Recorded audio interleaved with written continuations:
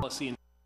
Now, Mr. Holder's blatant lie is driving additional lawmakers to demand yet again that he step down from his post. House Judiciary Committee Chairman Bob Goodlatte, who co-sponsored a bill last year calling for the AG to resign, told Newsmax.com that he continues to believe that it's time for Holder to go.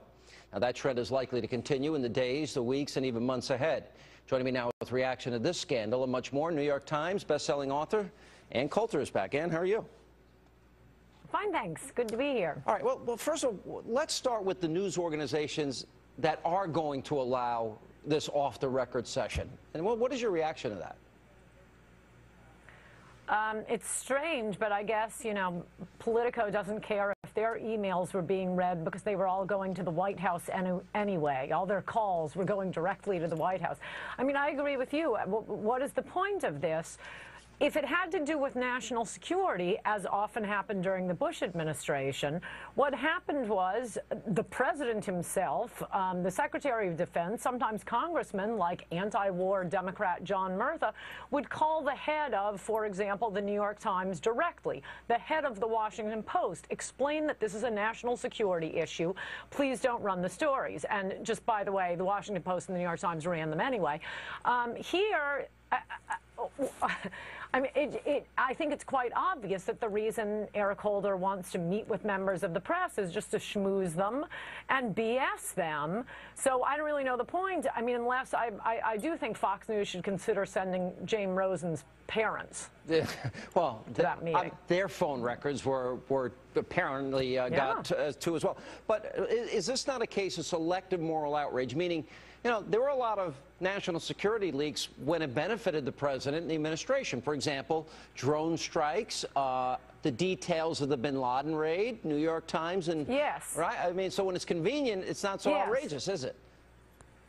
No, I mean, manifestly, there was no national security involved here. We have gotten the details.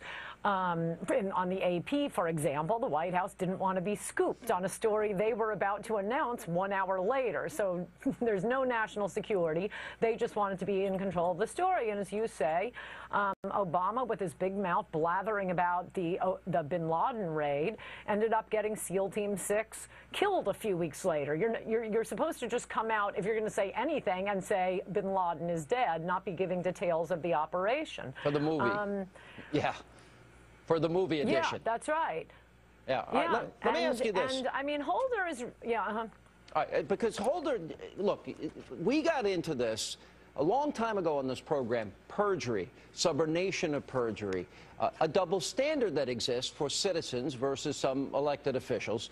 But when he said before Congress, this is not something I've ever been involved in, heard of, or would think would be wise policy, and then we find out he's signing the affidavit in the case of Rosen and going before a judge, is that lying before Congress? Is that a crime?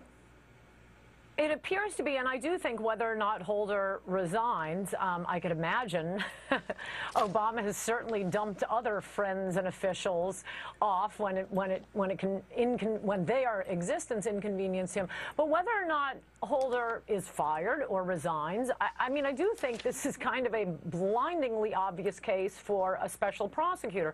Often the cases in the past, special prosecutors have been used just because there's a dispute between the legislative branch and the executive branch, and it's the Congress asserting their authority. Here, in every one of these scandals, in Benghazi, in the IRS, in the spying on journalists, this is the administration against the American people. And no, you cannot trust the Attorney General to investigate himself. This is the precise case for a special prosecutor. And look, Congress has done a perfectly good job in bringing out some of the facts, but that isn't their job. It looks like crimes have been committed, and very strongly, the only question is how high it went.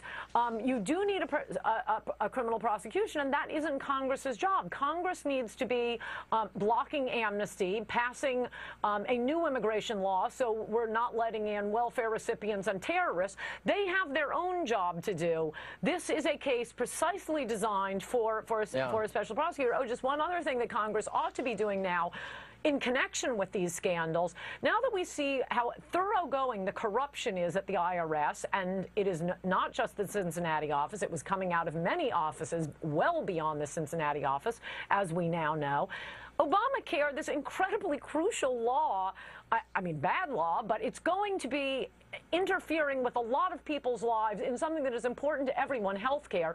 Congress at least ought to pass a law suspending the turning over of Obamacare operations to the IRS while it is so rife with corruption. That is a beautiful law that I think it would be very hard for even Democrats to vote against right now. Well, you mentioned public opinion a couple of times. A Quinnipiac poll out today, 76 to 17% people support a special prosecutor.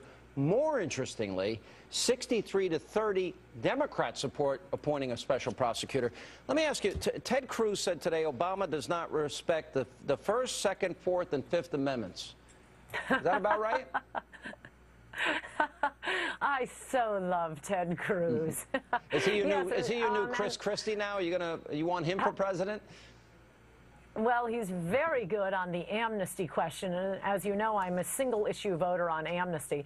No, he's absolutely right. I mean, and that is why we need a special prosecutor. This is not a little dispute between Congress and, oh, somebody lied to Congress. It's not a little corruption case of someone, I don't know, going to a hockey game paid for by a lobbyist. We are talking about the IRS abusing its authority. And by the way, one other abuse, one that isn't talked about quite as much, is your pal Austin Goolsbee, apparently privy to the private tax records of Koch Industries, of various other groups. He's deleted those tweets. He needs an investigation. That is against the law to have private access to private IRS records. All right, we have a